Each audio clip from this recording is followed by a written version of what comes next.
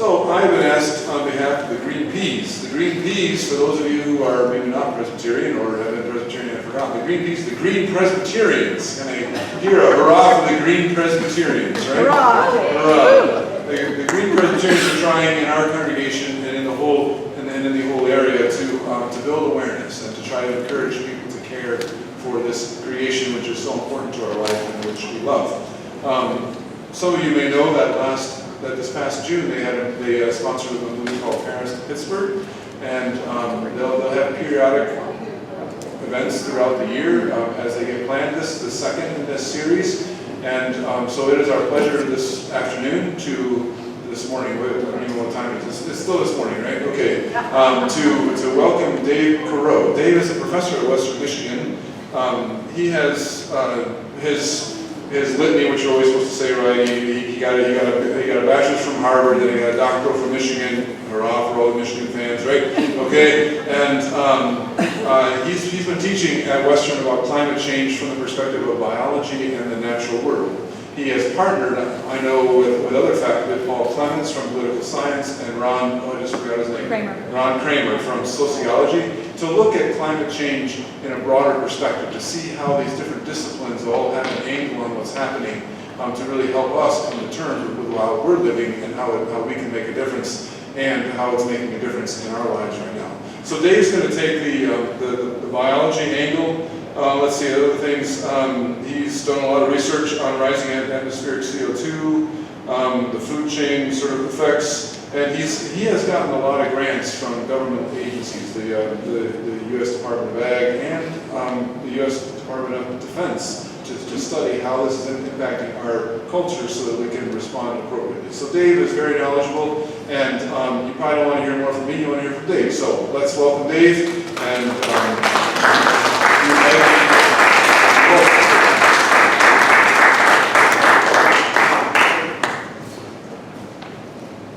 I bet everybody has to put the microphone down lower. Thank you very much for that introduction, and also, of course, for the invitation to be here. This is the issue of our lifetimes and our children and grandchildren's lifetimes. There's been a lot of misinformation that has permeated American culture, at least in an attempt to confuse and obfuscate the truth so that we don't act the way we should act. That's why I think it's really important for people who are studying this to get out into the community and share the actual truth about it. So I'm always delighted to have the opportunity to do that. And I'd like to talk today about climate change in our own backyard.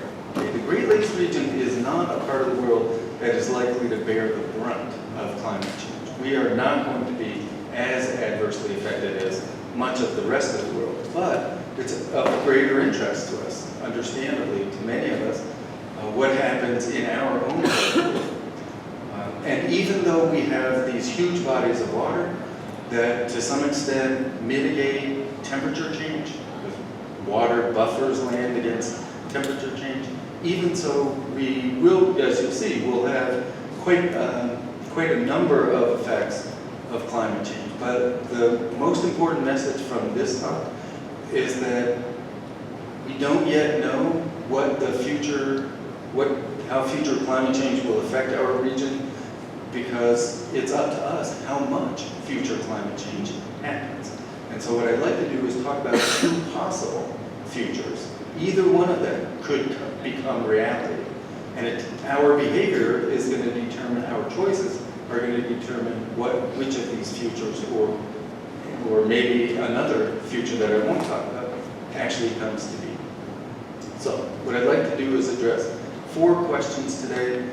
I'll start out with something that I think addresses the most common climate science deniers argument, which is that since it has become virtually impossible to argue that climate is not changing, the question is, why is it changing? And so the denier's argument is it's due to natural causes, and I'll talk very briefly about how we know that current climate change is due to us, not due to natural factors. Then we'll briefly talk about how climate has already been changing in our region. Then Then we'll focus on how climate will change in the future. This is where we'll talk about two possible futures, and actually a third one, briefly. And then, since one of those futures is so much better than the other, we'll talk about how we can make that better future be the one that actually happens. I'd like to start out just by showing a NASA Goddard Institute for Space Studies video of the thermometer record on Earth since 1880. This will be 30-second video, and in any given time period, the color indicates the temperature of that place on Earth relative to the temperature of the same place on Earth during the 5-year period that I think you can see down at the bottom of the map. And this is, it'll be a running 5-year mean. It starts 1880 to 1884. So we'll just ask, has temperature been changing on our planet?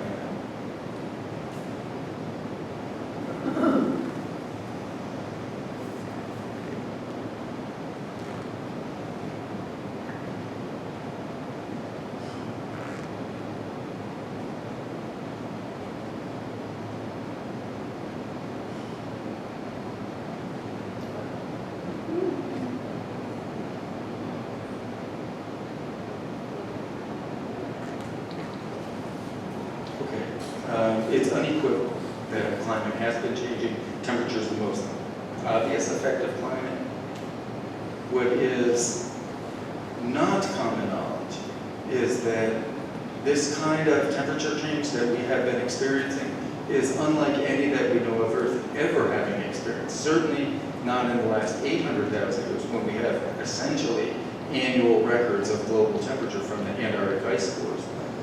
This is at least an order of magnitude faster than anything we know of. And that's the first piece of evidence that suggests this is not due to natural factors. It's not due to the same things that caused all past climate change. I'm going to break that video into 3 segments now. All in all, Earth has warmed about 1 degree Celsius, so almost 2 degrees Fahrenheit, since 1900. That sounds like a trivial amount, but it isn't.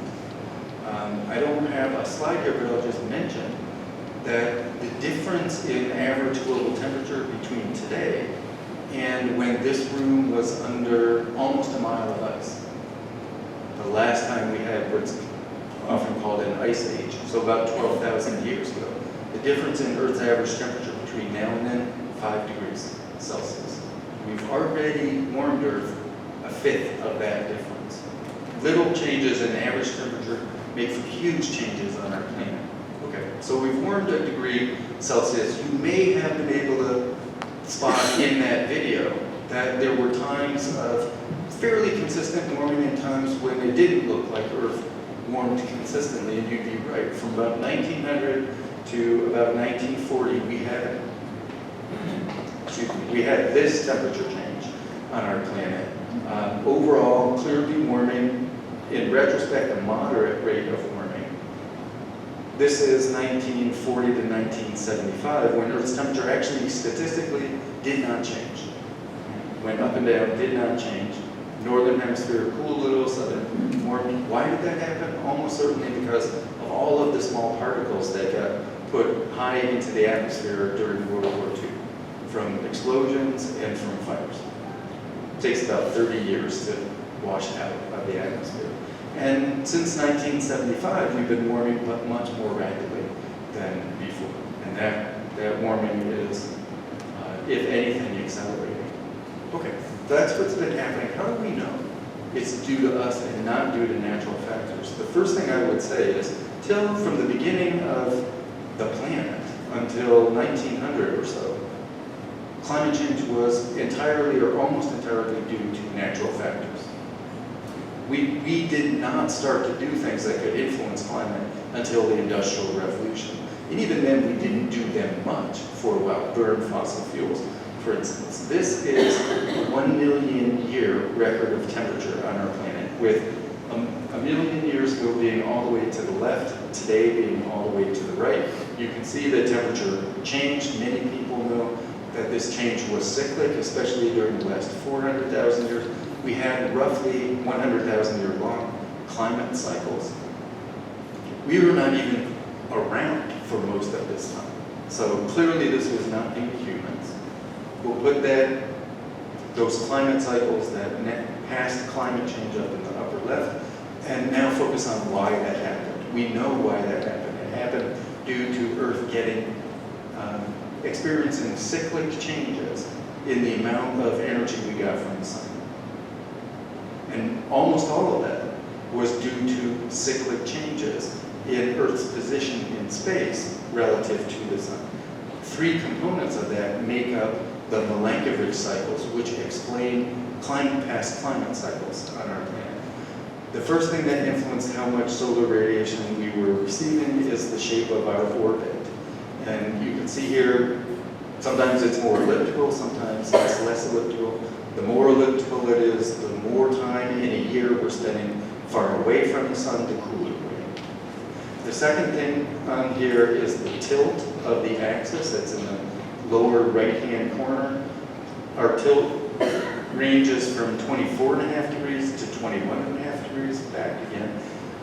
The more tilted we are, the more direct the sunlight is on the landmass of the northern hemisphere during the northern summer. That's the part of Earth that does the best job of converting sunlight into heat. It warms up the most in the sun. So the more tilted we are, the warmer we are. And the third thing is that we are actually wobbling on our axis. So sometimes the northern hemisphere is tilted towards the sun when we are far away from the sun in our annual orbit. Sometimes the northern hemisphere is tilted towards the sun when we're closer to the sun. All 3 of those change in a cyclic fashion. All 3 of them affect the amount of solar radiation reaching our planet. Here's a really important thing. The time it takes to go through one of those cycles is enormously long. So for the orbital eccentricity, it's 100,000 years to go from more to less back to more elliptical. For the tilt, it's about 40,000 years. For the wobble, it's about 20,000 years. None of those, in principle, none of those can change the amount of solar radiation reaching our planet in a century in a way that could even begin to explain current climate. It's just way, way too weak an effect over a century. But we probably should still ask, have we been getting more energy from the sun? And the answer is no, exactly the opposite has been happening. During the last 40 years, when the top of the video kind of exploded in oranges and reds, during that time we've actually been getting less energy from the sun. The blue line is temperature change over that time. The red line is change in solar radiation. We have an 11-year sunspot cycle. That's what you notice first. But if you filter through that, what we see is a significant decrease in solar energy striking our planet. And in fact, if we put the other natural factor in, which is volcanoes, and ask modelers to tell us, given the changes that we've observed in sun and volcanoes, if they were the only thing driving Earth's temperature change, what would have happened? The answer is Earth would have cooled slightly.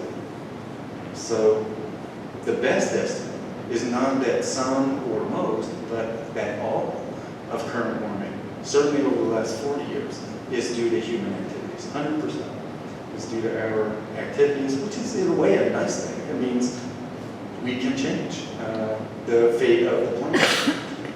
Our activities, about 80% of our influence on climate is through burning of fossil fuels. About 20% is through cutting down carbon sponges on our planet, mostly deforestation, and especially the tropical rainforests. Another thing I would like to address, because this is not a well-known fact, is that there is virtually no debate among the scientists themselves, the experts, about whether humans are the primary cause of global warming. And I bring this up in part because there's a very concerted effort now, that there always has been, but it's sort of ramped up recently to confuse us about the strength of scientific consensus. And one of the forms that has taken is shortly after the 2016 election, the Heartland Institute sent out for free 200,000 copies of the book here. I don't know if you can read the title, but it's Why Scientists Disagree About Global Warming. that title itself, the implication of that title is a lie. Scientists don't disagree. But they sent out 200,000 copies for free. Each copy came with its own DVD, its own study guide, and so on, and it got sent primarily to high school teachers, mostly science teachers. This, to me, it's certainly important, but we'll leave it at that. So, bottom line is, there is your children, grandchildren, and everybody who has access to information on the internet is getting bombarded with false information intended to delay the time when we realize, oh, we have to get away from fossil fuels, and to allow profits to continue during that delay. Okay. So let's ask about the scientific consensus. How many reputable scientific societies on the planet have a statement like this in their official position documents? Most of the global warming in recent decades can be attributed to human activities. I would argue that's a very mild way to put it. Okay.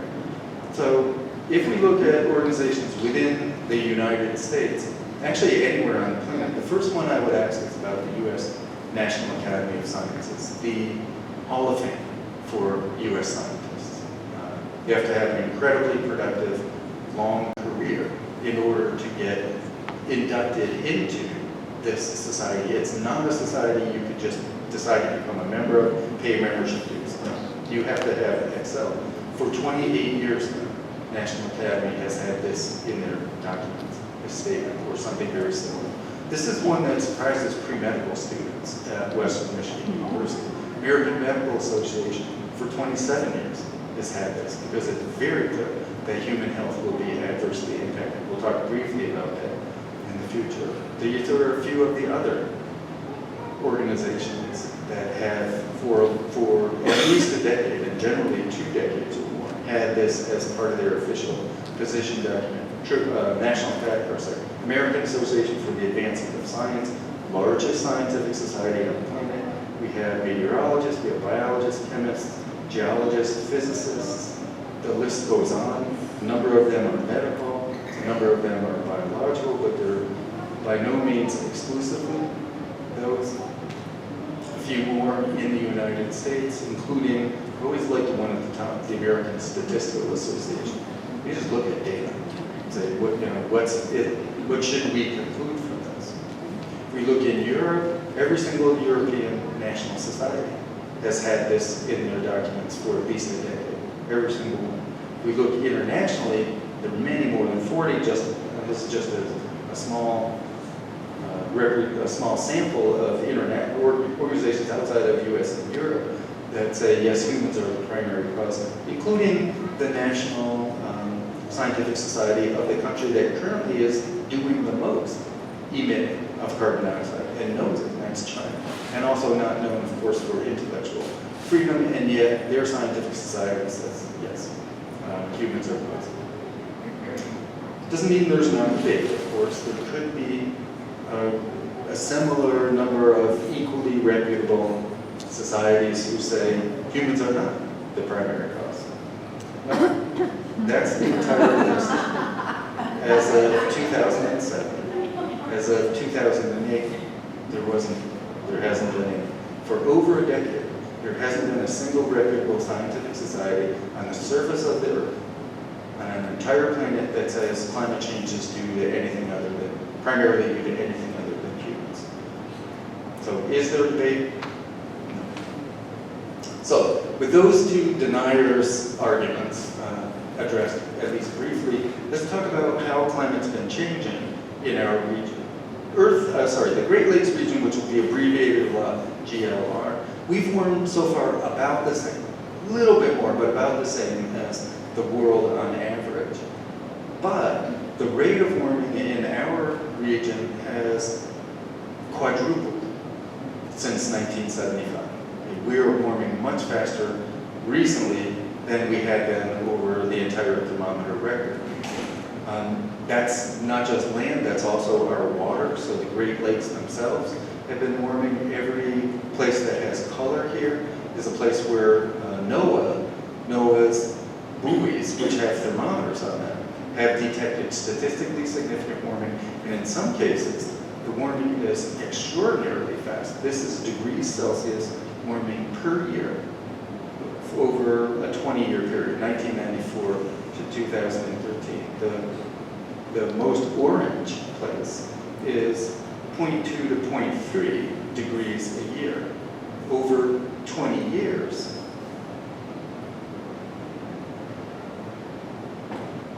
That is 4 to 6 degrees Celsius, which is a different ecosystem for many species. And the warming's been greatest up in Lake Superior. Of course, that's caused reduced ice cover during that same time. The other huge part of climate is precipitation, and we've seen an increase in precipitation, but especially the increase that we have seen has been especially in the form of extreme precipitation events, the kinds of rain events that put water on the ground so fast that most of it cannot drain into the soil, so it pools, flows, and causes what we see as floods. Severe precipitation events have increased, especially in the Northeast. This is since roughly 1960. But in the Great Lakes region, we've seen about a 40% increase in severe precipitation events. That's the frequency of them, not the magnitude. And as a consequence, we've had fairly frequent flooding. The upper left is Ann Arbor, then upper right is Grand Rapids, lower left is Kalamazoo, lower right is East Lansing. And of course, we've had quite a big increase in flooding in southern Michigan. Okay, so the two big components of climate, temperature and precipitation, are changing in exactly the way the climate models have been saying for 30 years. They will change in our region. Let's look into the future now. What can we expect, and how will future climate change affect the Great Lakes region? Well, the most important point of this talk is that the future is not set. It depends on the choices we make, that everybody makes, today, tomorrow, next week, next month. One of the possible futures is one that 195 countries in December of 2015 agreed to try to make happen. That agreement is called the Paris Agreement. That's where it took place. And the agreement was, each country, we will do what we need to do in order to limit temperature increase above pre-industrial temperatures to 2 degrees C. And if possible, we're going to limit it to 1.5 degrees Celsius. That requires a major effort and a major change in the kinds of choices we're making. What I'd like to do next is put the two most obvious choices, the two most obvious possible futures, in the context of the last 400,000 years. The magnitude of future climate change does depend on our choices, primarily our choices pertaining to the emissions of greenhouse gases. What we have here on the y-axis is carbon dioxide content of the atmosphere in parts per million. The horizontal axis is time 400,000 years ago, all the way on the left, today on the right. And what we'll look at is not temperature change over that time, but something that looks very much like the temperature graph, and that's the change in carbon dioxide in the atmosphere over that time. Carbon dioxide levels went up and down together with temperature. Never got above 300 parts per million until 1950. Today, 411 parts per million. Okay. So let's put these two choices, continue along the pathway we're on, and the Paris Agreement in the context of the last 400,000 years. Business as usual gets us to 950 parts per million by end of century. Business as usual, by the way, is keep replacing fossil fuels with wind and solar, maybe geothermal, but do it at the very slow rate we are currently doing it at.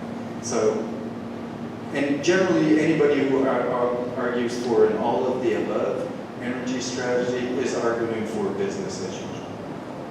Keep shifting away from fossil fuels, but at what really is an anemically slow rate. And that gets us to 4 to 5 degrees above pre-industrial by end of this century. Remember, 5 degrees is the difference between today and a mile of ice over this room. The Paris Agreement requires that we minimize emissions soon enough that we actually stabilize atmospheric concentrations at 550 parts per million and therefore limit warming to 2 degrees above pre-industrial. So now what I want to do is talk about how our part of the world would be different under a business as usual future versus under a Paris Agreement future, with the understanding those are both possible. We are choosing between them, or at least we're choosing among a suite of possible futures, those two being the most obvious. Under business as usual, first let's ask about temperature during the growing season, during the summer. So summer temperatures in the Great Lakes region would actually increase more than the global average, a lot more. 6.5 degrees Celsius during June, July, August. And unfortunately, that would be coupled with a reduction, a sizable reduction, 10% is a sizable reduction in precipitation during that same time. So summers would be much hotter and much drier. Farmers should be extremely alarmed by this. So should all of us. Under the Paris Agreement, instead of 6.5 degrees, about 3.5 degrees rise. And instead of a 10% decrease, about a 5% decrease. So the Paris Agreement would cut the temperature increase in half and the precipitation decrease in half. Obviously, those are conditions that are much less stressful for plants, for animals, for basically all species ecosystems, and also humans.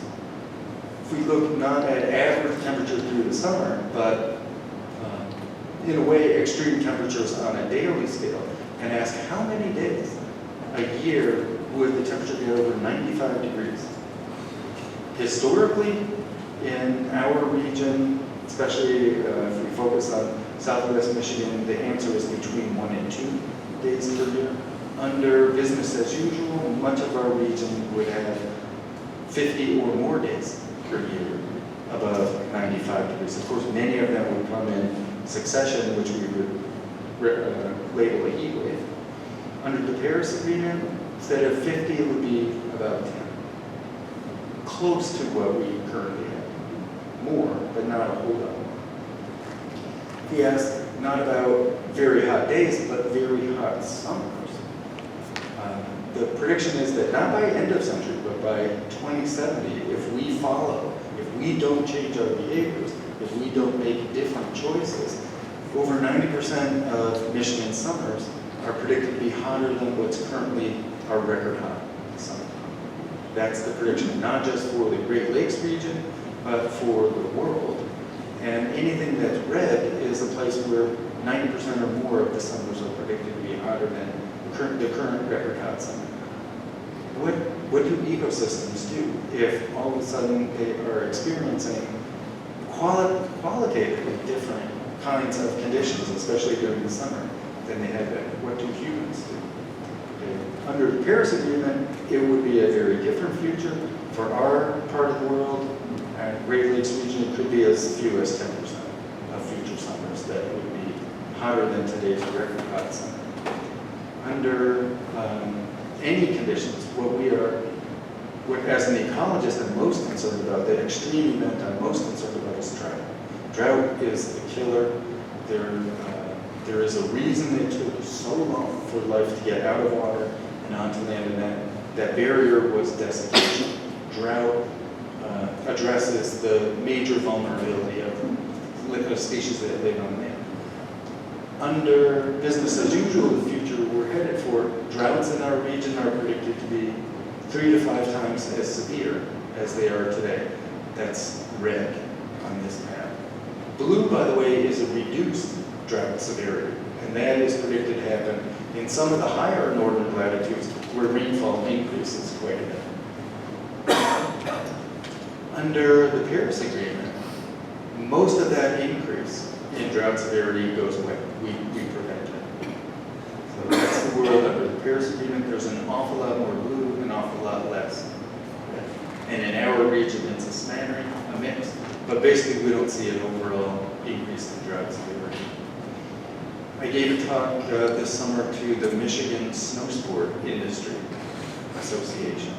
And they wanted to know what's going to happen in the winter, not in the summer so much. Well, I think they wanted to know all of it, but their livelihoods depend on what's going to happen in the winter. Under business as usual, almost all of our precipitation in winter will change from snow to rain.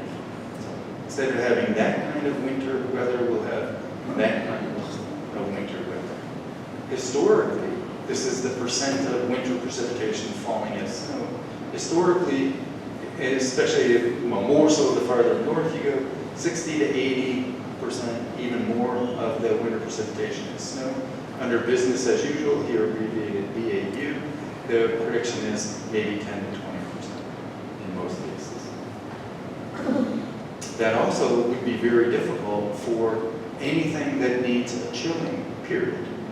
So anything that hibernates, any insect that goes into diapause, any fruit tree that has to have a chill period before it can flower. So it would be very difficult for our fruit industry as well. Which leads into the third question. How will future climate change species and ecosystems? I will only be able to touch on a few. The kind of ecosystem where it's easiest to predict what will happen as a consequence of climate change are aquatic ecosystems. Or at least we feel most confident in these predictions because it largely boils down to water temperature. If you like warm water, if you're a warm water species, you're likely to be a climate winner. If you like cool or cold water, you're likely to be a climate loser for multiple reasons, but temperature stress is the most obvious one. So if we look at the fish species that are likely to be climate winners in Michigan or in the Great Lakes region, it's actually pretty easy to predict them. Carp, including Asian carp, bluegill, catfish, perch. If we look at the ones that are almost certain to be climate losers, these are the sport fish, right? Those are the deeper water fish. And there are a number of reasons that they are likely to be climate losers, but the easiest one to understand is that their habitat will shrink. The temperature at the surface will be hotter and that warmth will penetrate deeper. There are other, even more important threats to them, but the bottom line is our sport fish, the ones on which our fishing tourism industry depends. I think it's about a $2 billion a year contribution to our economy. That is likely to be seriously compromised. Those are fish that are by and large in still water, lakes, and ponds. If we look at the prediction that's most relevant to things that are in flowing water, so for instance, most of our trout, the most dangerous thing for species in flowing water is low flow periods. When there isn't much water and it gets very hot, the water that is there gets very hot, and hot water can't hold as much dissolved oxygen. So it becomes stressful in many ways. Under business as usual, the future we're headed towards, the low flow days are predicted to increase by 50%. Under Paris Agreement, almost no, well, actually no statistically significant increase, only at 3%. So our streams and rivers stay, I guess I would say, well hydrated during the summer. And for anything that is in or on the shores of flowing water, that's a much less stressful sort of future. The U.S. Forest Service has spent a lot of time trying to understand how climate change will affect trees east of the Mississippi. And they have predictions for about 135 tree species. If we look in Michigan or in the Great Lakes region in general, 13 of the 20 most abundant species, actually in Michigan, are predicted to decrease by at least 50%. Here are 6 that are predicted to decrease by 2/3 or more. So we lose birch, aspens, balsam, white pine, sugar maple. Kalamazoo fox would be much less colorful. One of the most beautiful trees around here in the fall are the sugar maples. We plant them along the streets because people like to see them. Those would not, that's a species that would not be able to exist in southern Michigan under business as usual. Under Paris Agreement, only 9 of the 20 most abundant, and 2 that no longer decrease precipitously are sugar maple and white pine. I think of those as the 2 most iconic tree species for Michigan, but that's just me. If you can predict changes in forests, you can predict changes in a lot of bird species, because bird species are typically loyal to or found primarily within 1 or 2 types of forest. And it turns out that under business as usual, the prediction is that 24 of our bird species are predicted to disappear or almost disappear, decline by 80 to 100%, including, doesn't have a license plate that has a loon on it. You may also. Okay, so under business as usual, those species are not ones that our grandchildren or great-grandchildren would be able to see or hear in Michigan. Under the Paris Agreement, instead of 24, it's only 10. And among the ones that we get to keep, that our descendants get to experience, are these 5. We've talked about ecological changes in ecosystems or species groups. If we back up and ask, what's the probability of major ecosystem change? The best way to ask that is, what's the probability, what's the probability that any part of Earth's land surface, and especially our part of it, will experience what's called a biome change? There are 11 major ecosystem types on our planet called biomes. Temperate deciduous forest is a biome. Boreal forest is a biome. Tropical rainforest, desert, and so on. Okay. So the question is, how much of our region, and we'll look at the world too, would be at risk of at least moderate biome change? Let's define what we mean by moderate biome change. That moderate change would be the boreal forest above us, the conifer forest, being replaced by our mixed deciduous forest. Michigan's forest moves north. It's the exchange of one forest type for another, but most of the species that live in one of these forests can't live in the other. So to them, I think they'd be upset that we're calling it a moderate change.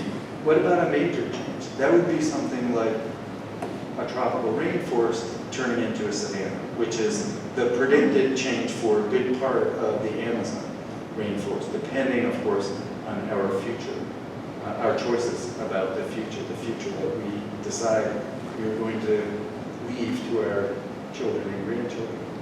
Turns out, under business as usual, almost all of our region, and actually 70% of the land surface, is at risk, would be at risk of at least moderate biome change. That's the prediction as a map. Okay, red is major change, blue is moderate, green is in between. Almost all of the Earth's surface, land surface, is at risk of at least moderate biome change. What parts are not? Deserts, ice sheets. Pretty much everything.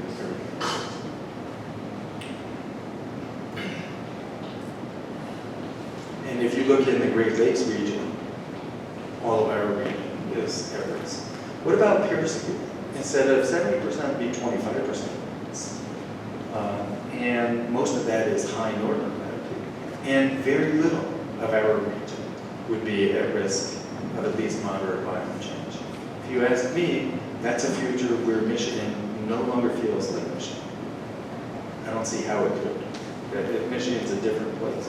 That's a future where Michigan, for the most part, still feels like Michigan. The one change that would happen under both scenarios is that shrubs and trees move into the tundra. That's the red up and down. Briefly talk about effects on human health in the Great Lakes region. Heat waves are something that can be predicted by models with actually quite a bit of confidence. And there are studies that have looked at a number of different cities, including Grand Rapids. The prediction for Grand Rapids is that the Paris Agreement, the difference in heat wave frequency under the Paris Agreement is 6 fewer per decade for Grand Rapids, probably very similar if they had done Kalamazoo. And very importantly, those heat waves would not only be less frequent, they would be shorter. So if Paris Agreement would truncate heat waves by 3 days. And the reason that that's so important is that the longer a heat wave goes on, the higher the proportional mortality. In other words, mortality increases exponentially with duration of a heat wave. You can hold on for 4 days, but maybe not 6. You can hold on for 6 days, but maybe not 9. So that would almost certainly reduce mortality by quite a bit. There are studies that look at predicted mortality under these 2 scenarios for the entire country, and generally come to the conclusion that implementing the Paris Agreement would prevent between 30 and 40,000 deaths per year in the contiguous United States. And all of these benefits are things that we should consider when we think about the economics of our choices. So, would it cost us something to switch away from fossil fuels? Yes, for sure. Create a lot of jobs too, but the upfront part would be the overall cost. What would the benefits be? Much, much greater than the costs.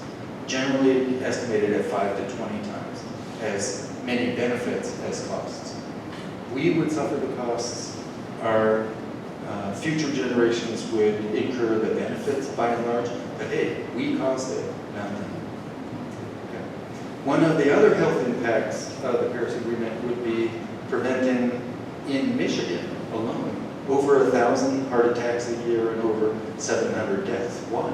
Because keeping warming to 2 degrees would require that we get away from coal entirely, which we should, in part because it has very adverse health impacts. The red on this is mortality due to coal-fired power plants in the U.S. The yellow are the coal-fired power plants themselves. 3 separate estimates arrive at the conclusion that burning coal in Michigan causes 1,100 heart attacks and 700 deaths a year. So we would eliminate that. All of that would go away, not just for Michigan. One of the things that I think is relevant to you guys, I hope, I'm sure, that it is an issue for you, is the difference between the people who have and are continuing to cause the problems and the people who are going to suffer the most from it. This is carbon dioxide emissions. Actually, in the year 2006, doesn't matter, it's the same today. What you can see in the southern hemisphere is fires, forest fires, burning of tropical forests. What you see in the northern hemisphere is generation of electricity by coal and by natural gas, propulsion of vehicles by oil, by petroleum, and heating and cooling by a variety of fossil fuels. Bottom line, northern hemisphere is where the emissions are coming from and always have. And that leads to the question of climate injustice, that the people who are causing the problem are not the same people who will suffer from it. People in developed countries are causing, but people in developing countries are the ones that will suffer the most adverse impacts. If we drew a map of the world and sized countries proportional to their cumulative emissions from industrial revolution through 2002, this is what it would look like. The United States is by far the biggest cumulative emitter. Even though China had passed us several years ago, we are still by far the biggest cumulative emitter. Carbon dioxide, when it gets in the atmosphere, stays there a little over a century on average. So what we emitted 50 years ago is still there, and it's still warming our planet. What would the map look like if we sized countries proportional, not to their causing the problem, but to their experiencing the adverse impacts of the problem? What if we sized countries proportional to the adverse impacts of climate change? By the way, where's Africa on this? Okay, I mean, it's hard to see. It's almost all South Africa. The rest of the continent's coast. That is the difference. The fact that those are so different, to me, is absolute proof of climate injustice.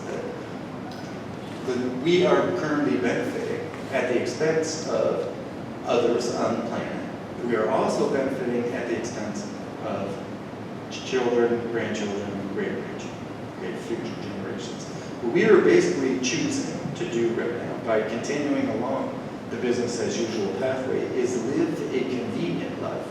We don't change very much where our energy is coming from. We don't change the way our society is fueled. That's convenient. Not changing is almost always convenient, but we do it at the expense of future generations.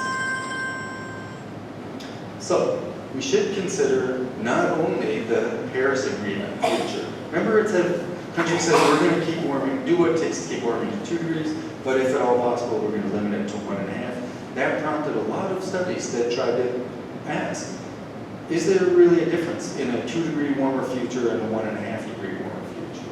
So we should put another possible future on this. I call it the Paris extended future, which says, no, we've got to keep carbon dioxide in the atmosphere to 450 parts per million. Remember, we're at 411 now. And maybe that involves overshooting and coming back down, or maybe if we really get our act together, it involves never overshooting. And that would limit warming to 1.5 degrees. What I'd like to do is just compare those two futures, or at least the temperature component of those two futures. You can see the year in the center lower part.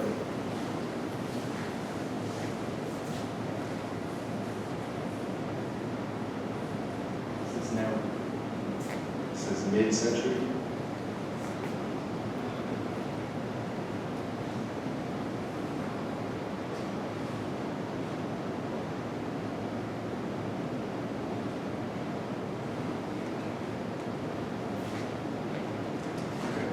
So those are two possible futures we'll leave to the next few generations, and we can achieve both of them. The one on the left, Paris extended, it's going to take some work starting immediately, a lot of work.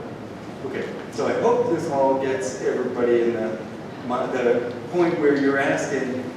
Well, first of all, you're not giving up. You're saying, okay, these are possible futures. They're still on the table. We can still make the better ones happen. What can I do? And the nice thing is, we don't have to invent anything. We can change the future using solutions that we already have in our pockets. We have decided not, well, let's say we haven't yet decided to use them, in part because we're confused about how strong is the consensus. Scientists are disagreeing. We can't act until they agree. That's the reason for perpetrating that law. Okay. First thing we can do, as long as the energy that we have available to us is coming from the burning of fossil fuels, coal, natural gas, petroleum, let's try to use less of it. How do we use less of it? We practice any kind of energy efficiency and conservation. If you own a home, insulating is the most important thing you can do to reduce your household carbon footprint. Second most important thing you can do is next time you buy a car, buy one that gets at least 10 miles to the gallon. Make that a 10 miles to the gallon more. Make that a major criteria for purchasing a car. The car that I drove here in looks very much like the one here. It's a Chevy Volt. So it has gas and electric. I use electric whenever I can. Generally get well over 250 miles to the gallon because I don't use the gallon very much. Problem is the electricity that's used to charge the car. Too much of that is coming from burning coal and natural gas. We need to get other ways to generate electricity and then shift transportation, everything else we can, to electricity, to green electricity. You can change your diet if there's one thing you should do or you want to do to reduce your dietary carbon footprint. It's, well, vegan as the lowest, Vegetarian is close. If you're going to be an omnivore, take beef and lamb out of the diet. Those have by far the highest carbon footprints per edible unit per gram. Chicken has 1/4 the carbon footprint of beef. Problem with these things, they're fantastic things to do. We should do everything we can. I have thought maybe 10 times while I've been talking that I should have asked to have the lights turned off. We don't need the lights on. Why? And I don't know how many carbon dioxide molecules have gone into the atmosphere because the lights were on during this time that we could have prevented, but however many there are, they're going to be there for 105 years. We could have prevented that. Everything that we can do to minimize emissions today is worth doing. So I always turn lights off when I leave the room, or while I'm in the room, if I don't really need them on. Those are good things, but they're just going to delay the outcome. What we need to do, so anything that was going to happen in 2100, if we use fossil fuel energy a little bit more slowly, we make them happen in 2110, 2120. We don't change the future, we delay it by these energy efficiency and conservation strategies. They're important for that reason, but they're not enough. Because what we have to do is change where our energy is coming from. We have to choose to demand that our policymakers support smarter energy choices. Everybody from our representative, Fred Upton on the right at the top, our governor, our senators, even people we did not elect. So, for instance, the head of the EPA, the head of the Department of Energy, or president. So, what should we tell them? Tell them that we need to get at least 80% of our energy from smarter sources, that is green sources, by 2040. Wind and solar we've had in our toolkit for decades. The global potential for solar-generated green electricity is 100 times all of the energy that humans use all over the planet in every form. So it's all the electricity, all of the heat, all of the everything that humans use. We could generate 100 times that by current solar technologies, and in particular the ones that focus sunlight onto a tower like you see here. They can actually generate electricity 24/7, 365. Non-intermittent, we do not need an all of the above, unless what you're considering all is all of the renewable green electricity sources. Yeah, then I go for all of the above. But we do not need fossil fuels at all. Wind, the global potential of wind, 40 times total human energy use. That's a surprise to many people. We are told we cannot rely on these as our sole energy sources, but we absolutely can. We can't rely on that if we're committed to giving our descendants a horrible future. If we want to give our descendants a decent future, we absolutely can rely on them 100%. Just as an example, a number of studies come to a conclusion similar to this. If we dedicated 2% of U.S. land to green energy generation, we could generate 100% of U.S. energy in all forms, all of the energy we use. We could do that by a combination of wind, water, and solar. The 2%, about 80% of that 2% of our land is spaced between windmills. That is not unused. You use it to grow crops. So it's effectively much, much less than 2% of our land. And the technologies I like best are ones that don't work in Michigan. They work where it is sunnier. These are concentrating solar power, sometimes called solar thermal, where instead of a solar farm like we have out here, you have an array of mirrors, focus sunlight on a tower, for instance, on a salt that's at the top of the tower. The salt actually melts, but the bottom line is, before it does, it gets up to 1,200 degrees or so. And then if you have that heat, if you've converted the sunlight into heat, you can use the heat to boil water. The expansion of steam drives a turbine. If you drive a turbine, you can generate electricity. The only difference between that and a coal fire or a natural gas fire power plant is where you are getting your heat. You burn coal, you burn natural gas to get heat, to make steam, to drive a turbine.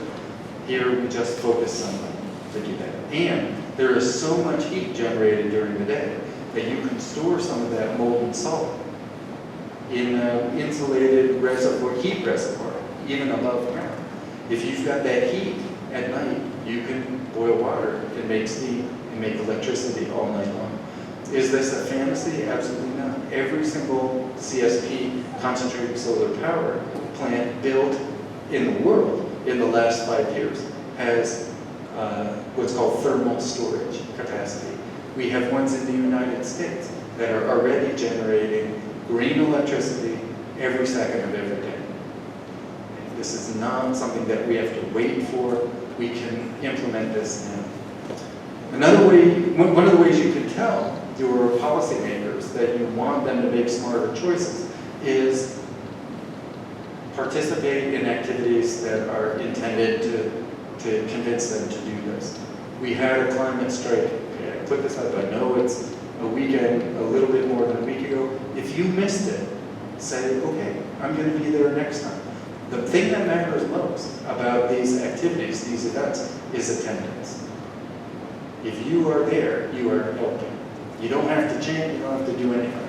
Just have your body. Yeah. So there will be other opportunities. I think one's coming up end of November. Another thing we need to do is talk to people about the causes, consequences, and solutions for climate change.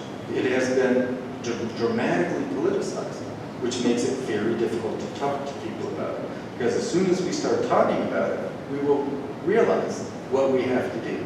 And that is not good for the fossil fuel industry, who has basically been financing the disinformation campaign. Who should you talk to? Talk to friends, that's going to be the easiest. You could talk to people in your office, or co-workers. Talk to people who don't think the same way you do, but are open to facts, or open to science, and especially talk to young people. Children and grandchildren, let them know how much their future is in jeopardy, and that they can do something to save it. Just to make it a little easier to talk to people in Southwest Michigan, what would you predict?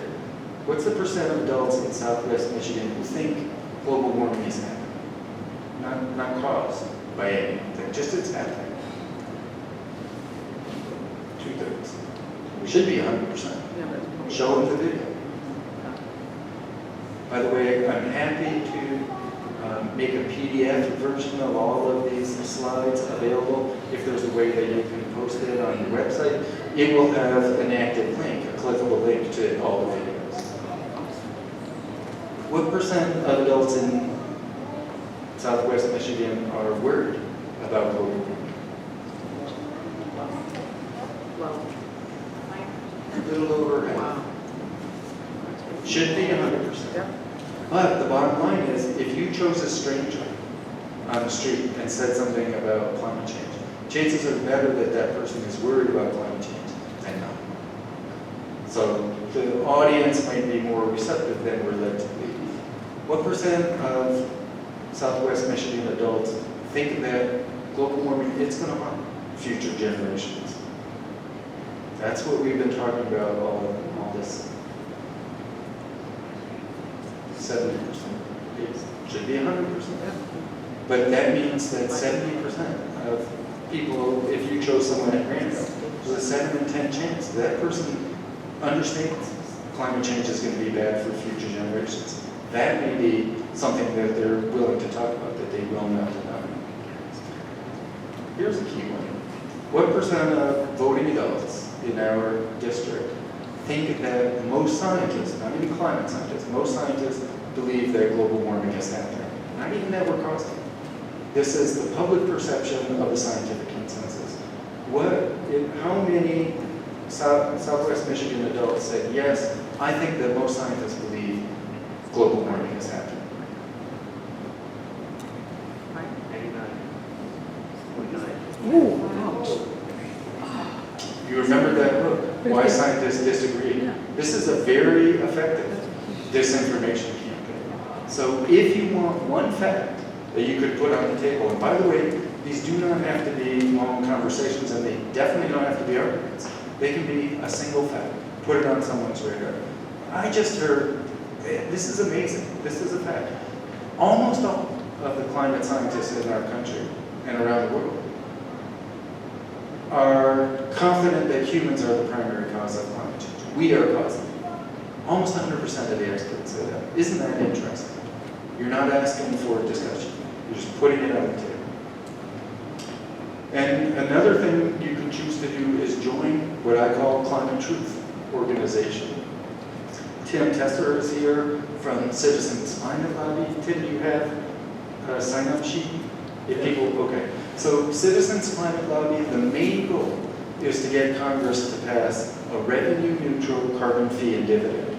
Put a price on carbon, collect that fee, return it to people, and especially return it to people so that they, especially poor and middle-income people, will not be disadvantaged by the inevitable increase in the price of things like gas.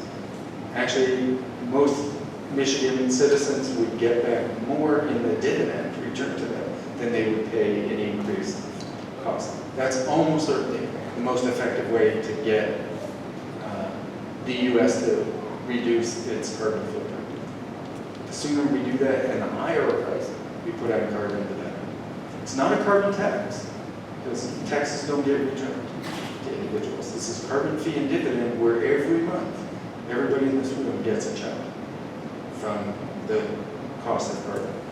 If you want to do more extreme, let's say, activities, Extinction Rebellion is a group that you could join. They're more willing to get in the street and make it a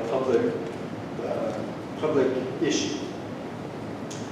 The Sunrise Movement is something I would encourage. I would hope you would encourage all of your grandchildren, maybe children, to join. You have to be 35 or younger to have an office or position in Sunrise. It's a youth movement. This is the group that I think is going to change the future.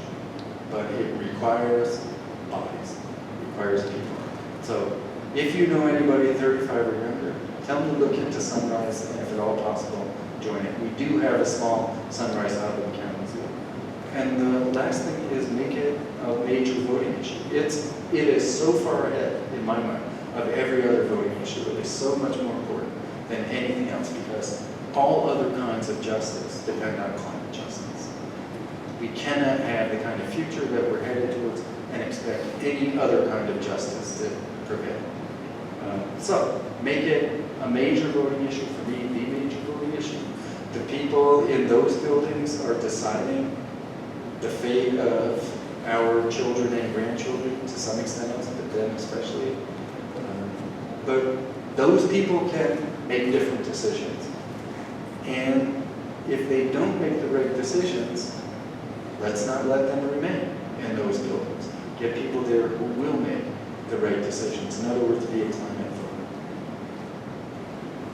So bottom line, future depends on our choices. We have a range of possible futures, from business as usual on the right to 1.5 degree Paris extended future on the left.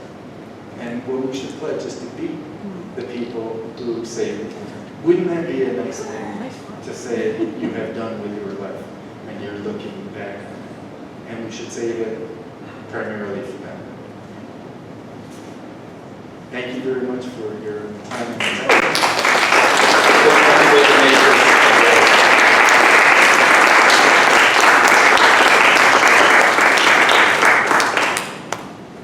One last thing, I can also make available a PDF, 1-page, 8x11 flyer that talks about some of what we just talked about.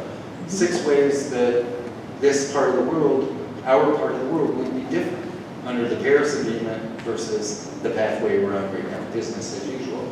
This is something that anybody could print off and put it somewhere where others will see it and maybe strike up a conversation. Yes? Big question. Yes. How realistic is it that the world can or will meet the goals of the Paris Agreement? Like, should we just be fatalistic about Yeah. the fact that it's not going to happen. Yeah, so I think it is a lot more realistic. I have a lot more confidence that it will happen today than I did a year ago. And the difference is young people have started to speak out. If we had 4 million young people, mostly young people, in the streets around the world last Friday, if that doubles and then doubles again and then doubles again, we have 30 million young people, then I think that, and if they pledge to vote, the next time they have an opportunity, I think we will get action quickly. And the first action is not going to be enough, but it will open the door. Once we say we are going to have climate change legislation, then we can improve on it. Can we do enough to limit warming to 1.5 degrees? 2 degrees I think we can do. I think we can do that without inventing anything new. And in fact, if we decided, if we thought our lives depended on it, we have to stop using fossil fuels in 10 years or humans are wiped out, we would say, we'll do it in 10 years, we'll do it in 5. So we can do it. It's all a question of motivation. The big wild card in 1.5 degrees, the feasibility of it is technologies for pulling carbon out of the air, carbon capture and storage. And that is much easier to do at a power plant smokestack, where carbon dioxide may be 10% of what's coming out, than it is in the rest of the atmosphere, where carbon dioxide is 4/100ths of 1%. That's what 400 parts per million is.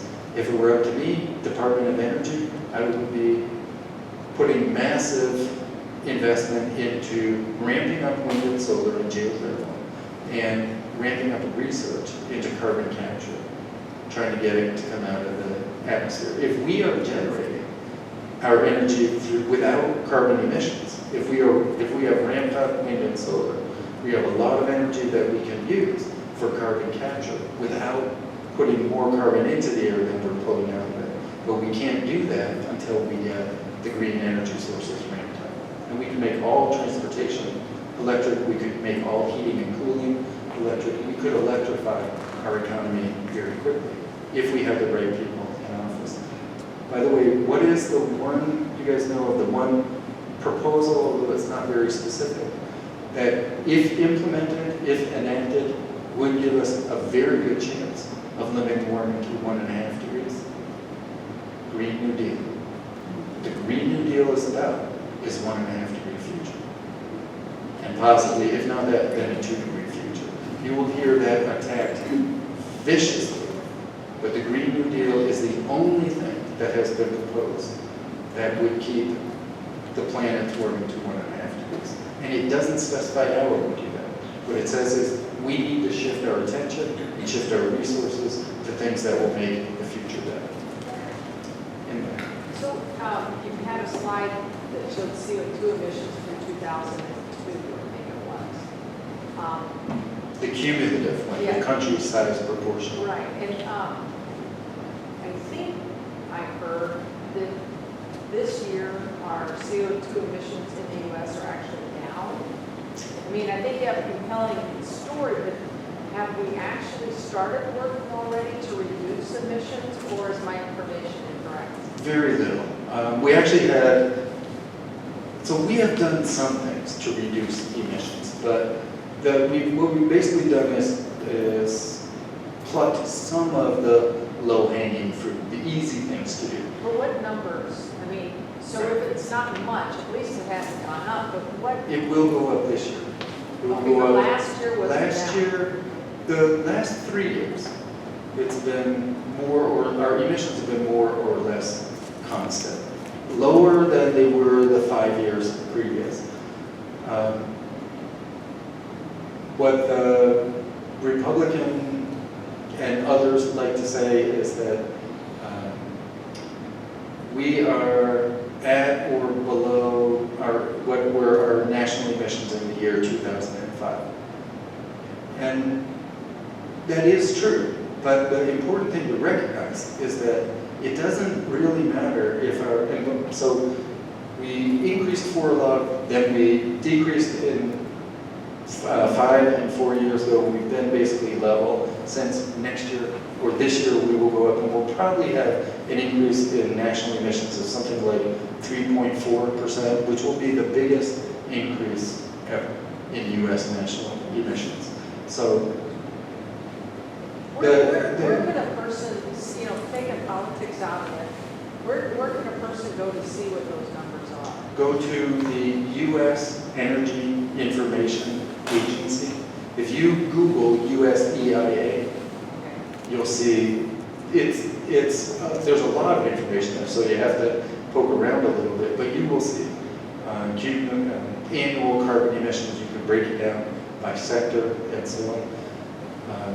What really matters, though, is not how our emissions compare to previous years. What really matters is how our emissions compare to what they need to be in order to stop atmospheric levels from increasing.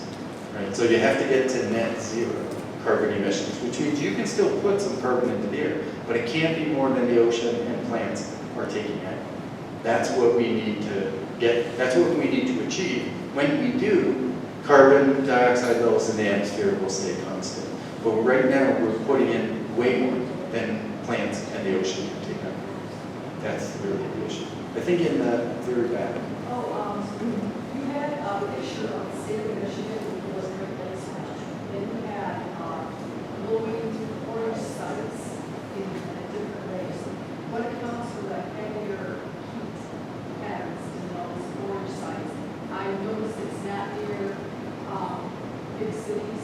So what do you account for where the orange is?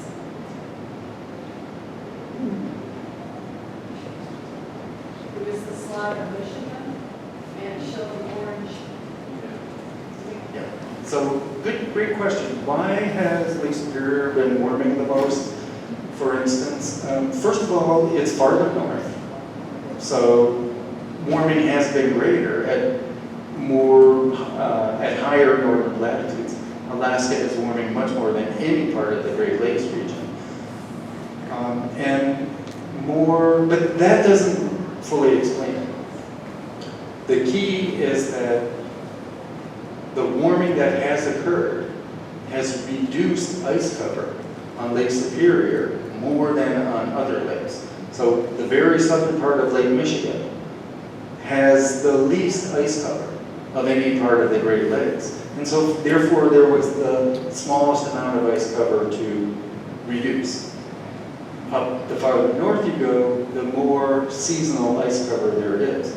And in fact, that's why lakes globally have been warming fastest in mid-temperate zones, because they're ones that have seasonal ice cover. They're warming faster than the high northern lakes that have ice cover almost all year, and so haven't seen a big reduction yet. It hasn't gotten warm enough to melt the ice in much of the year there, but it has gotten warm enough to melt it a big part of the year for Lake Superior. Does air currents have a lot of Yes. Okay. Yeah. Well, air currents have more to do with the link between ice cover and lake effect snow. So if you think about an upper peninsula city like Chatham, that's essentially on the southern shore of Lake Superior, during the winter, the prevailing winds come out of the northwest, so they cross Lake Superior. If there is no ice on the lake, then water can move into that air mass, and then when the air mass gets above land, the air cools enough that the water then falls as snow. So Chatham's seen an increase in lake effect snow. Not so much of an increase for southwest Michigan, because there hasn't been that big a change in ice cover for the southern part of Lake Michigan. Tim, you had a question? Well, just if I may, this whole question about emissions in the U.S. declining is a red herring. I want to emphasize what Dave said. The U.S. is responsible by far historically for most of the CO2 that is in the atmosphere, number one. Number two, currently, China as a nation has more emissions than the U.S., but on a per capita basis, each U.S. citizen is responsible for twice as much emissions currently as each Chinese citizen is. Number three, you'll notice if you go home and look at many of the products in your home made in China. So a significant portion of Chinese emissions are due to producing goods that we buy. Thank you. So don't buy it. What three things could we do as individuals in our own lives to help the situation? Okay, 3 things that I think, all of those 5 things were things that individuals can do. Number 1, most important, but you can only do it sporadically, is vote for candidates that are going to do something about climate change. The second most important thing is try to convince current policymakers to do more to protect climate change. And that means contact them, join Citizens Climate Lobby, be part of the lobbying team, and do public events that say to our policymakers, there is a growing number of people concerned about climate change. So come out to the next strike. Okay, so the first thing is get the right people in policy making decisions. Second is, before we do that, or if we're unable to do that, try to convince people that are in the policy making decisions to make the right policy. And the third thing is cut down your own carbon footprint in the ways that we talked about. I think those 3 are the most important. Yes.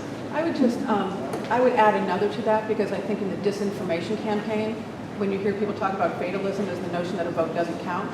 And I think we have to really model that every vote counts, and we've got to be the one who says, come on, I'll drive everybody to the polling place, talk to the young people about it. My button of the month has been taking that statement, one person can only do so much, and crossing out the only, because one person can do so much. And I think that's something that's really wrong in this culture. People in other countries will walk 10 miles to vote, and people here won't drive down the street to do it. I think we really have to fight that disinformation campaign as well. I just want to mention, I think we have time for about one more question. I want to know that I'm Suzanne Rose, one of the co-chairs of the Greenpeace Committee, and if you're interested in receiving email notice of our future environmental programs, be sure to sign in with your email address and print your email so I can read it. And then I will share that also with Tim. So he's got a way to contact you by email for Citizens Climate Lobby events. Thank you. Thanks, Susan. Yes. Okay, how can we get the PDF? Okay, I don't think that counts as a question. How do we make the PDF of this talk available? And also, actually, I think will be the video, which will be available. I can edit the link into the video also, so look for it on the church YouTube website. Okay. Okay. Did you have a question about? Oh, I was just wondering, so with the amount of cloud cover we have in Michigan here, like how realistic do you think it is for Michigan to be 100% renewable energy source? Very realistic. We would rely probably more on wind. So the studies have been done that lay out what's called roadmaps, not only for the country, but for each state. And in Michigan, onshore and offshore wind together, in a typical roadmap, would provide maybe 70% of our electricity. The solar farms, the photovoltaic panels, the PV panels, are viable in Michigan. We are focusing, concentrating solar power is not. So we would have some hydroelectric and a fair amount of photovoltaic, some of which would be rooftop, some of which would be utility scale. But the mix can be different for every state. And if we put some money into making better wires and better batteries, we could transport electricity that was made in Arizona to Maine, losing maybe 3% of it along the way. There would be better wires. Right now the wires don't even connect. Our grid needs to be dramatically updated And if we have batteries, we can store excess. We have some batteries, but now we should be investing heavily in better transmission and better storage. In fact, the way we're storing excess electricity that we generate now, mostly by nuclear, we generate excess, is we're pumping water uphill and then storing it in a raised reservoir. We're doing this in Ludington, for instance, and then when necessary, let that water come downhill and have a little hydroelectric plant at the base and flow into Lake Michigan. It's pretty inefficient. So this is a country that 50 years ago took people from the surface of our planet, landed them gently on the surface of the moon, brought them back safe and sound 50 years ago. This is a country that can figure out wires and batteries. We just need to invest in it. I think, Suzanne, should we stop now, or? I think we better stop. Oh, I have one quick question. Oh, yes. I know it varies year to year, but can the high water levels in Lake Michigan be attributed to climate change?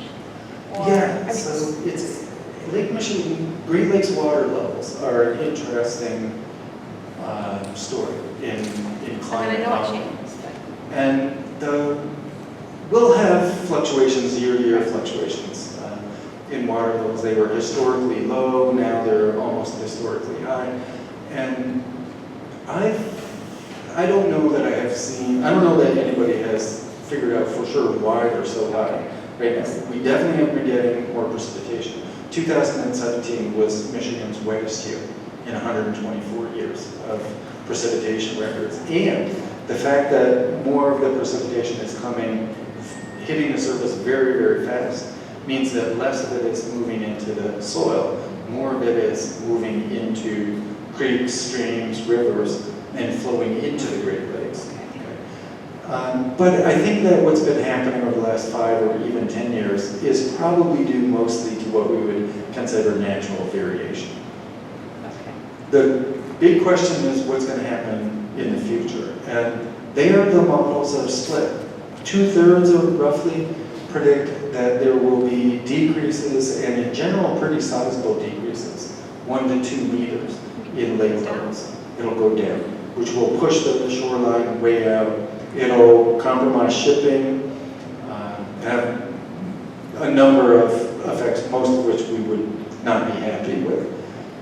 But then about 1/3 of the models predict stable or even increasing levels in the Great Lakes. And the biggest difference between that is how much of the rainfall, therefore soil moisture, they predict will be moved through trees into the atmosphere, and therefore not remain in the soil and not be able to move into the lakes. Okay, it's called evapotranspiration. So it's basically plants moving water from the soil to the air, and then the water vapor goes downwind. And 2 things affect the amount of time that the little holes for gas exchange in a leaf called stomates are open. Plants open them to get carbon dioxide in, to photosynthesize. They close them if they're going to lose too much water. And the question is, how much of the time will those stomates be open in the future? The hotter it is, the more they close, because water loss is something they have to protect against. And the higher the carbon dioxide levels in the atmosphere, the more they close, because they don't need to stay open as long to get the same amount of carbon dioxide if there's more in the atmosphere. And when they're open, they're losing water. So the models that include those factors and their probable effects on evapotranspiration say, actually trees are going to be moving less water from soil into the atmosphere. They move the water up the trunk and out these little holes, but if the stomates are closed, they don't lose water. And as a consequence, more will remain in the soil and eventually move into the lakes. Lake levels will increase.